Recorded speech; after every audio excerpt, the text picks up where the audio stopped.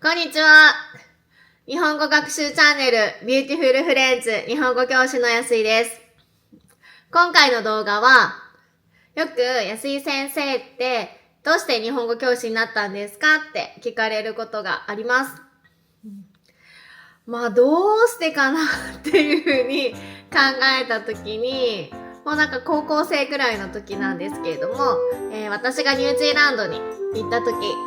ですね。ニュージーランドの小学校とか高校にちょっと遊びに、体験入学みたいな感じで遊びに行って、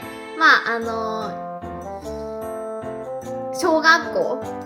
ですね。小学校とか幼稚園は、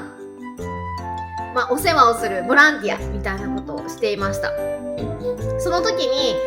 日本の本を読んで、読み聞かせをしてたんですけれども、その時の子供たちの反応がわーすごい、日本ってこんなんなんだみたいな。でもその時私あんまり英語も上手じゃなかったし、日本のこともそんな知ってる、今もそんなにすごい知ってるわけじゃないんですけれども、日本のことを客観的に見るっていうことがあんまりなくて、ただ私は海外に行ってみたいな、外に出てみたいなっていう気持ちの方が大きかったんで、留学をしたんですけれども、その時の子供たちの反応っていうのが、すごいな、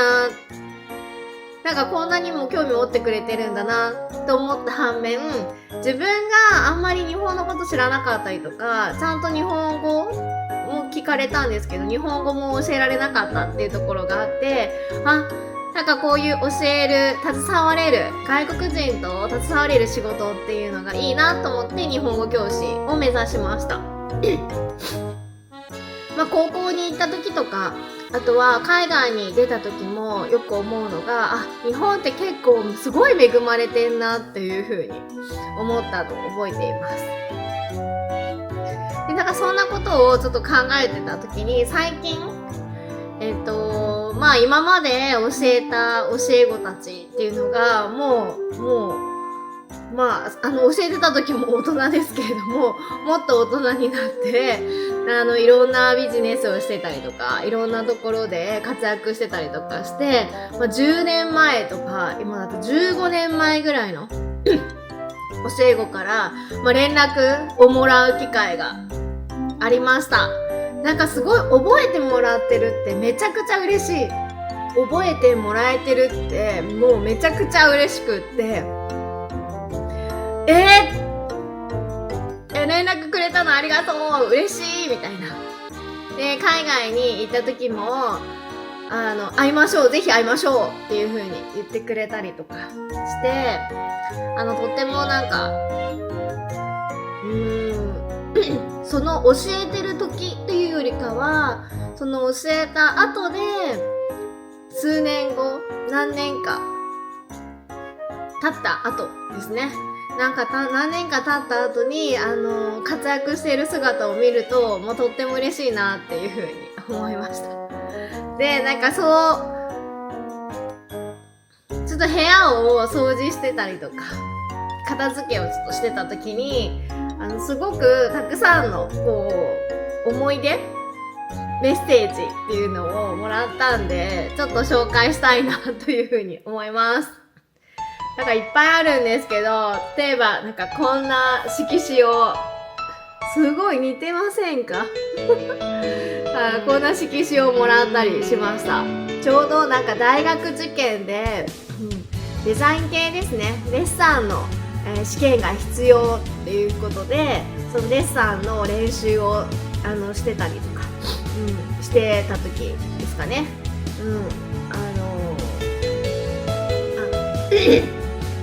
私はデッサンは描けないんですけども、デッサンの指導とかをしてた時に描いてくれましたね。こんなのとか、あとはこういうこんなの中に、みんなクラスメートからのメッセージみたいなのをもらいましたね。これは2013年ね、2013年の時の生からのメッセージです。他にはこんな多分2014年の色紙だったりとか、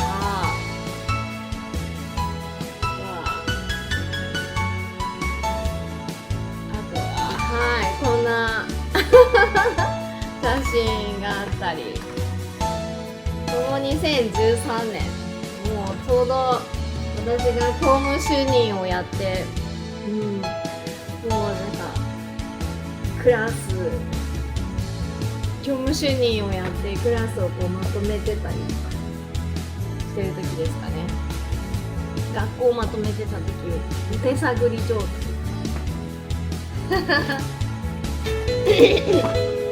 なんかこんな感じで、もう私だけじゃなくて非常勤の先生、常勤の先生、みんなの誕生日ですね、学生の誕生日もそうですけれども、先生たちの誕生日っていうのも一緒にクラスのメンバーでこう祝おうっていうような、学校作りをしていました。はい。あとはこんな対策をもらったりとかですね。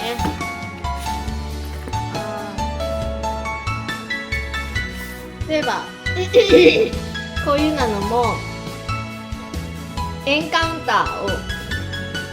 クラスの最後の方にするんですけども、みんなのね自分の名前を書いてこう背中にこう貼って、クラスメートがこうメッセージを書いてこう背中に貼っていくっていうエンカウンターをよくしていました。その時にね、これがこうすごい思い出になって1年間か2年間同じクラスで頑張った仲間が自分のことどんな風に考えてくれてたのかとか、どんなエピソードがあったのかっていうことをね、懐かしむワークっていうのも日本語の授業でしてました。こ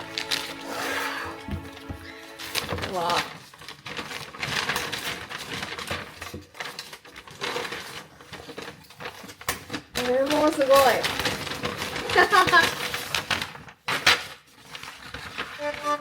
ですね。はい、これは師匠からいただいた絵です。はい。これも新しいね。これ飾ってこんな感じでとってもみんなからねなんだろう、すごい思い出になるな。いろんなことが学生と日本語学校ではですね、日本語学校ではいろんな、1年半とか2年のこう少し長いスパンで関わるので、いろんなことがあるんですけれども、そのいろんなことがある中でもやっぱりいい時もあれば悪い時もあるし、こう合う合わないとか、その人間関係、信頼関係築けてる築けてないっていうようなこともたくさんありましたが、学校ってやっぱりその少し長い期間でこう携わってる分、とっても学習者たちの成長も見ることもできるし、私自身がねこう成長するっていうことを体験させていただいたっていうので、とっても楽しいな。ちょっとプライベートレッスンとか、あとは短期ですね、日本語学習のレッスンとはちょっと違った良さがあるな。でまたクラス運営とかね、クラス運営とかもとても面白くって、いろんなイベントとかもやったので、それも思い出せるなって思い出すことができて、とても楽しい思い出です。はい。なんかこういう日本語教育機関だったりとか、あとはビジネスマン、プライベートレッスンとか、お子様、あとは奥さんたちとか、はい、いろんな方々に、あと就労者とかですね、いろんな人たちに日本語を教えてきましたが、どれもすごく面白くって、どれも好きだな、すごい欲張りですけど、どれも本当に好きだなっていうふうに思っています。これからは日本語を学びたいという外国人の方々だけの日本語教育ではなくって、こういう日本語を学んでいる人たちがどういう目的を持ってどういう意識で日本語を使ってるのかとか、どんな時に困ってるのかっていうことを日本人にも分かってもらうような取り組みをしていきたいと思います。これからも頑張っていくんで皆さんよろしくお願いします。